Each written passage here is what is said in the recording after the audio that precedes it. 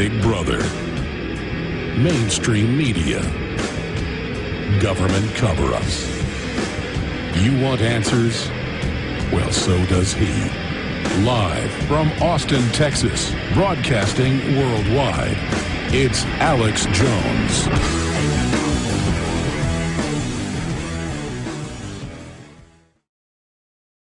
We're joined by a woman who goes by the name of Syrian Girl. And I've seen her videos on YouTube where she's been interviewed by some other journalists and people.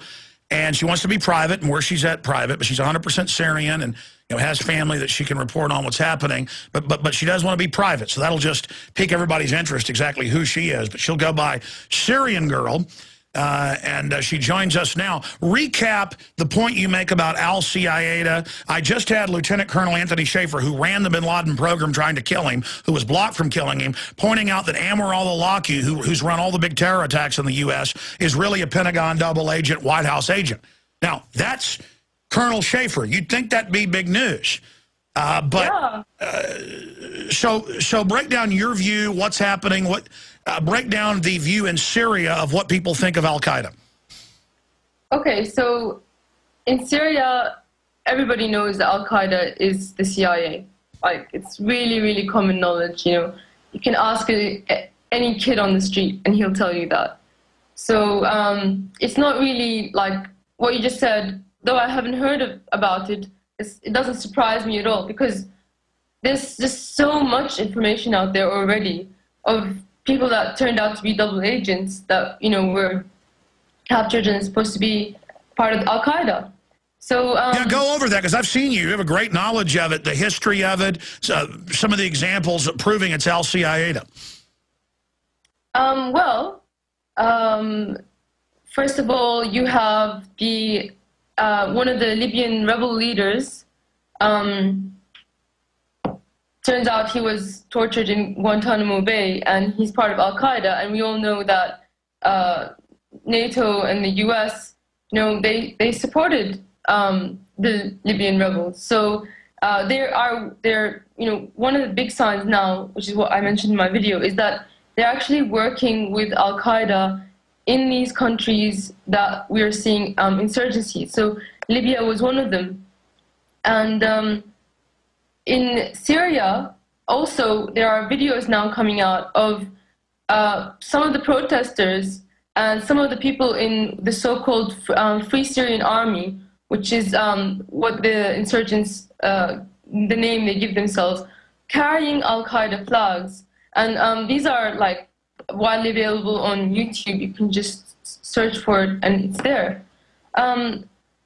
If I can go on, another big indicator would be Al Jazeera, who's, since the very beginning, was the only station that was able to get video of Osama bin Laden giving speeches, and was the only one that was able to play them, or desired to play them. And whenever we heard about al-Qaeda, it was always from Al Jazeera. They're here, they're there. It was the thing that was promoting them. And who controls Al Jazeera? Well, Qatar, because it's Qatar's state TV. Who is sending special forces everywhere to try to overthrow Libya, you name it, bringing in al-Qaeda. And I mean, as you're pointing out, that's why Gaddafi knew to try to jam Al Jazeera, because they were beaming in pro-war stuff. It's so obvious. Yeah, it's very obvious. And it was obvious from the very, very beginning, like 8 years ago, or maybe it was more than 8 years ago, when Al Jazeera even started. You could tell by the way they reported things. Well, the word is it's total British intelligence, the whole thing. Yeah, pretty much.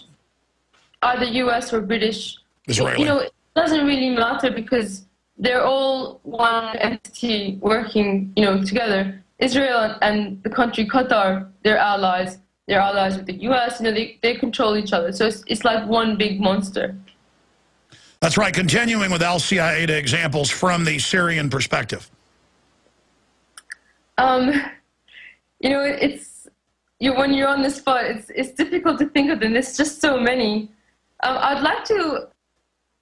This is maybe not an al-Qaeda example, but it's a very important example of false flag operations.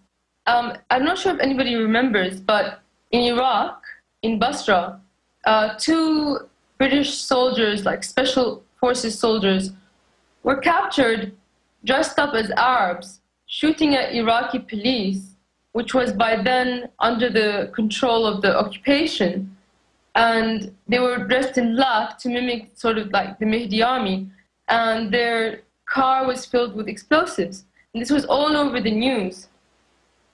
And the British army were, the British leadership were so panicked about it that they sent the army in to destroy and level the entire police station. This is a police station that was allied with them, to get these men out, and they did. But you can imagine what they knew and what they were doing, dressed up as Arabs, attacking their supposed allies.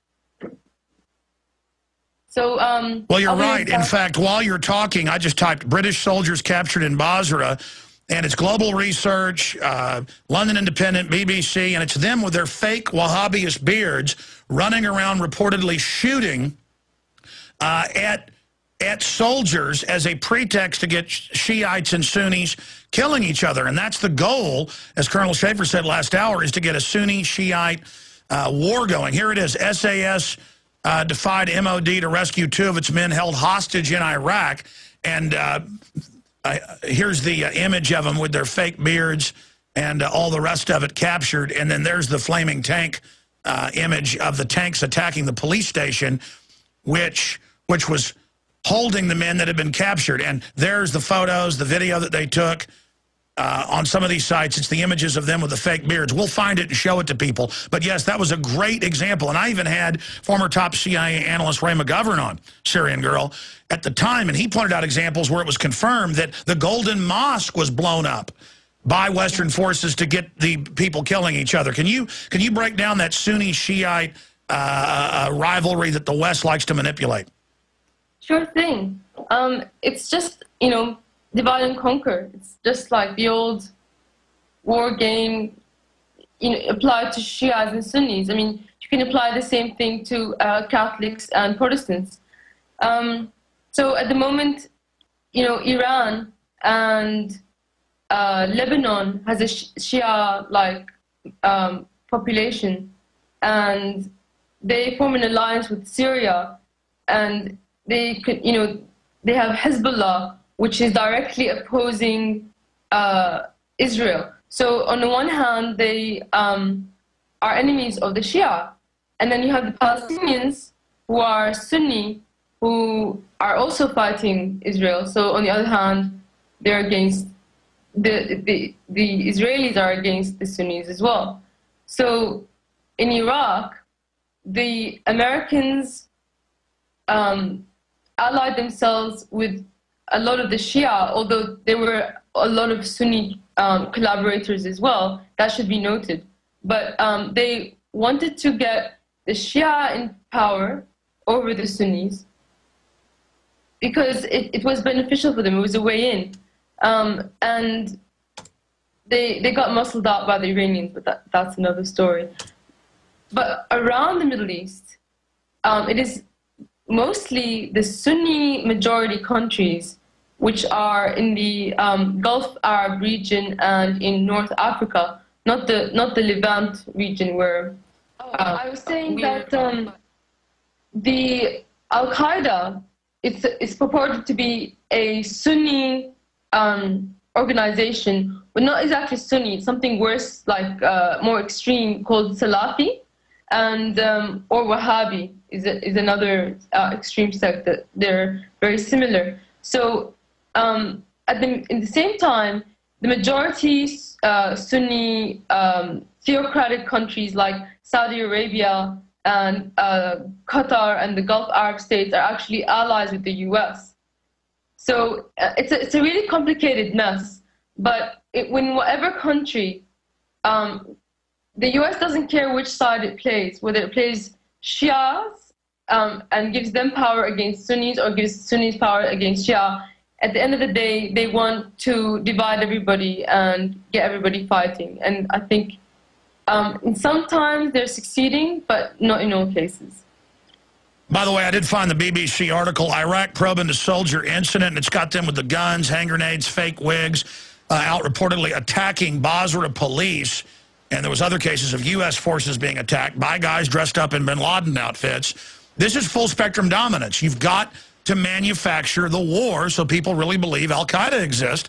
And if you got to dress up special forces to get the job done and attack the Shiites to get them killing Sunnis, well, by golly, you do it.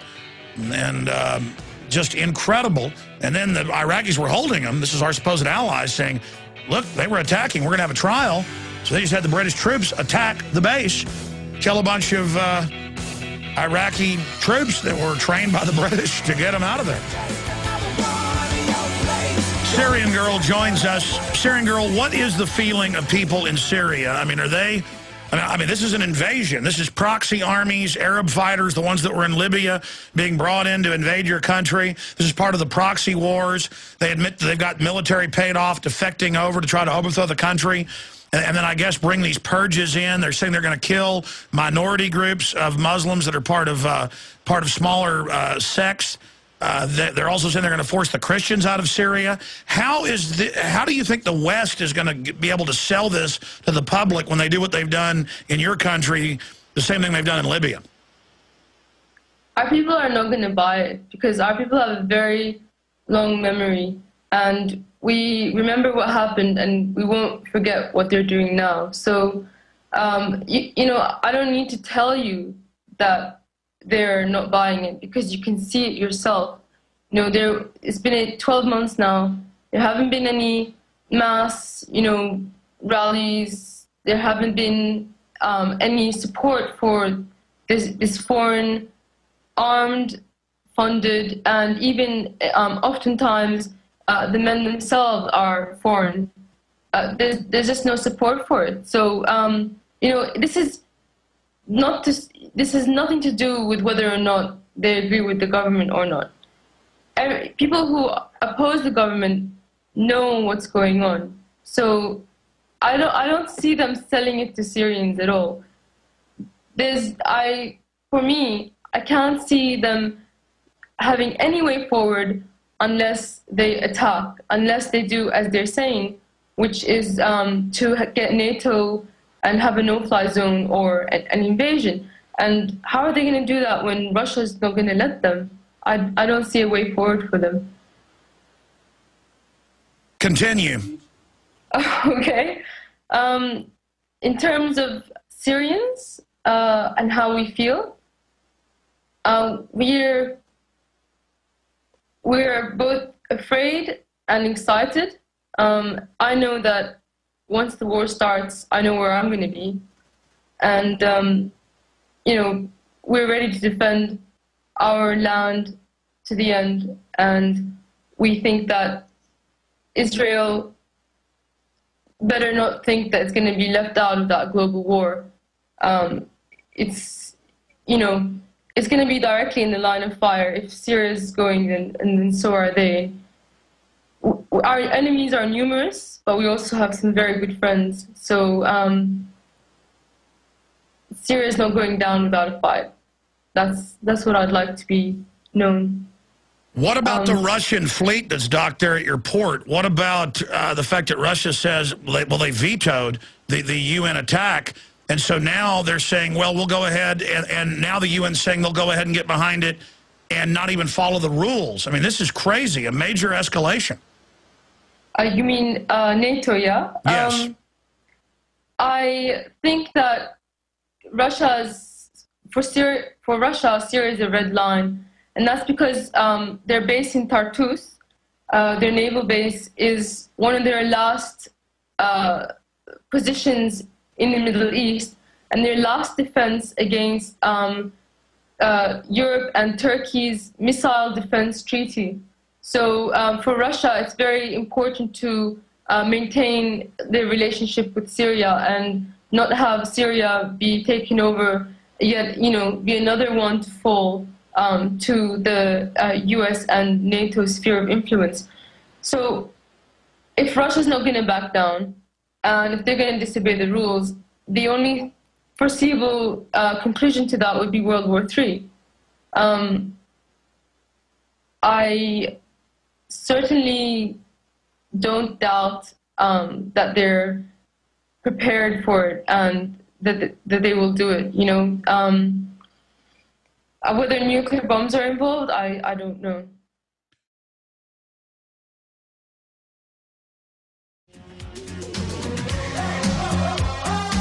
Monday through Friday from 11 a.m. to 2 p.m. That's 12 noon to 3 Eastern. Back Sundays 4 to 6. Weeknights. InfoWars Nightly News, 7 o'clock Central at InfoWarsNews.com and PrisonPlanet.tv. Thank you for joining us. We're doing 4 or 5 more minutes with Syrian Girl. Obviously want to have her back up in the near future. She's very informed, very articulate. And we're also going to try to get some other guests on, journalists who've been going to Syria, just like we did with what happened in Libya. Tarpley went over to Syria a while back. We're going to get him back on about that. But undoubtedly, this is a proxy war.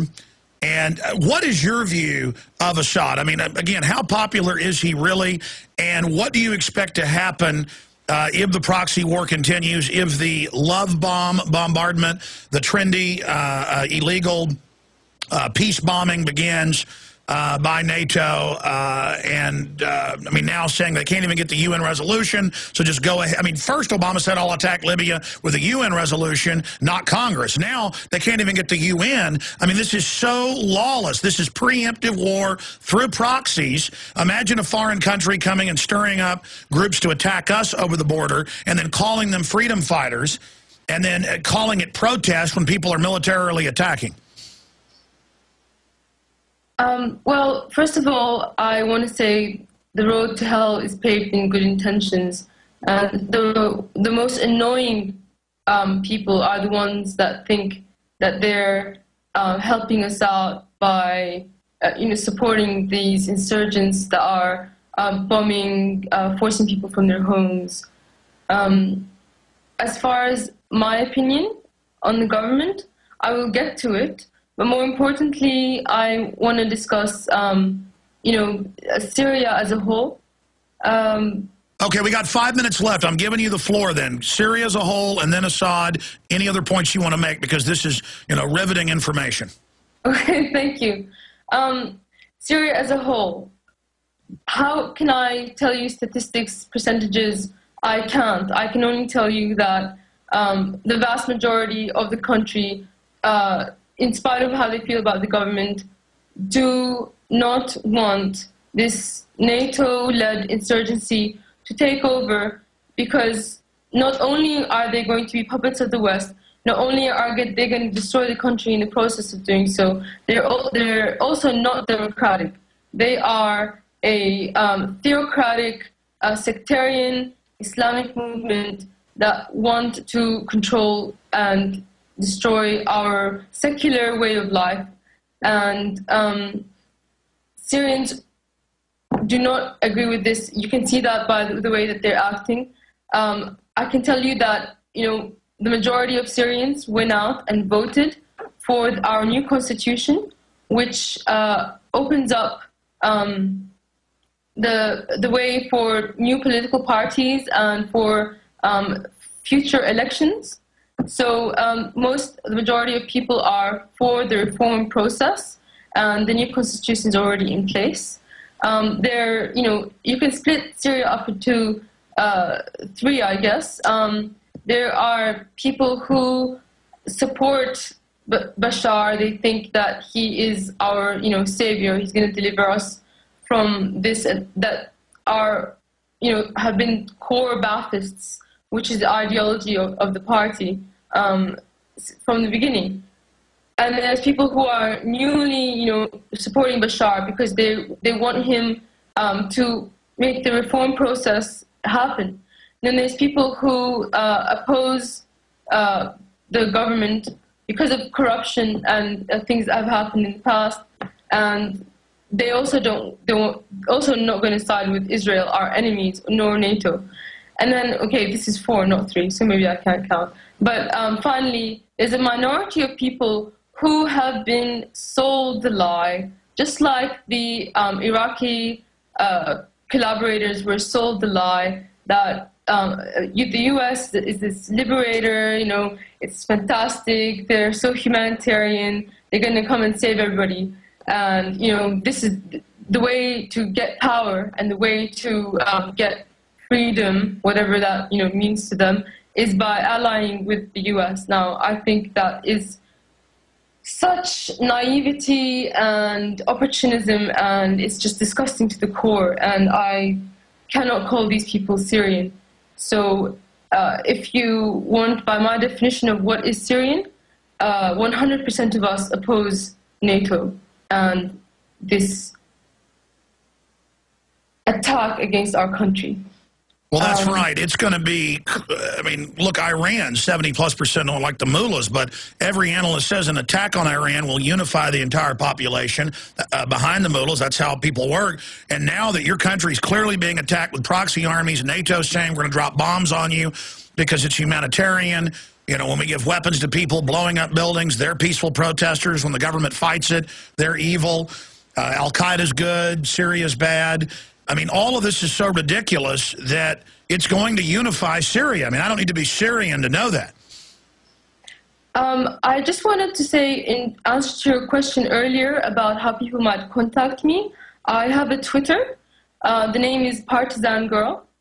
And of course, they might have seen other interviews I've done on a YouTube channel, 108 Morris 108. Okay, and again, give us the Twitter. It's twitter.com/ Partisan Girl, no spaces. Partisan Girl. That's awesome. And we'll send a link up to my Twitter, the Real Alex Jones, twitter.com/ Real Alex Jones. So that's good for people to be able to contact you there. And hopefully things don't continue to unfold in Syria in a bad, but it looks like that is going to happen. So I'd like to be able to have you pop in and give your perspective as this unfolds. Anytime. All right. Anything else you'd like to add in about 60 seconds? About Bashar yes. Assad, yes. His father, you know, he might have been, whatever you might want to call what happened, you know, people have different opinions, but Bashar from the beginning has been more of a reformer. However, there's an old guard in Syria that have prevented him from undertaking much of the reforms that he wanted to make. But at least now, with the support of the people, hopefully the reform process is going to happen.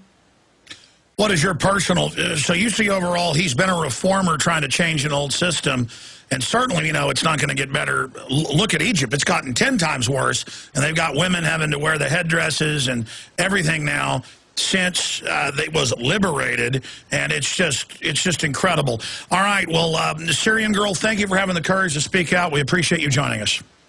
Thank you very much. Take care. Well, you're going to be hearing more from her now that she's been on our show. A very interesting perspective, and that's what we try to bring you, is different angles, different perspectives to really give you a real analysis of what's happening so you can make decisions for yourself. Now.